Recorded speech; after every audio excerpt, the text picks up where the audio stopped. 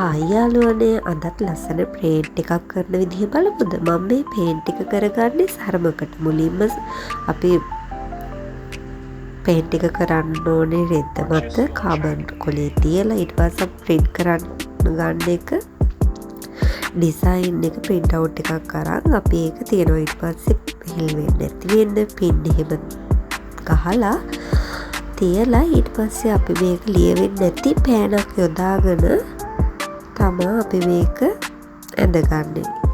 ඊට පස්සේ ඇඳගෙන අපි මේකට ෆැබ්‍රික් පේන්ට් පින්සල් භාවිතයෙන් අපි මේ පේන්ට් එක කලර් කර ගන්නවා. මම මේ අවුරුද්දට අපිට අඳින්න තියෙන රතු පාටනේ. ඒකින්දා මේ ඩිසයින් එක කරන්න මම රතුයි සුදුයි තමා යොදාගත්තේ. මුලින්ම අපි අවුට්ලයින් එක කරගෙන ඊට පස්සේ ෆ්ලැට් පින්සලක් යොදාගෙන තීත තවර ගන්නවා. මේක අපි ෆැබ්‍රික් පේන්ට් එක පැය 24ක් පැය 48ක් හොඳට වේලෙන්න තියලා කඩපිට පැත්තෙන් අයන් කරනවා නම් මේ කලර් එක අපිට කොහොමත් යැවෙන්නේ නැතුව ගොඩක් කාලයක් පාවිච්චි කරන්න පුළුවන්. ඔයාලත් බලන්නකෝ මේ විදිහට කරලා.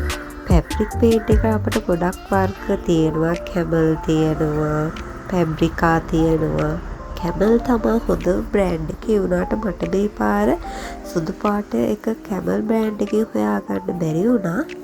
ඒක හින්දා මම ගත්තේ ෆැබ්‍රිකා කියන පේන්ට් වර්ගය.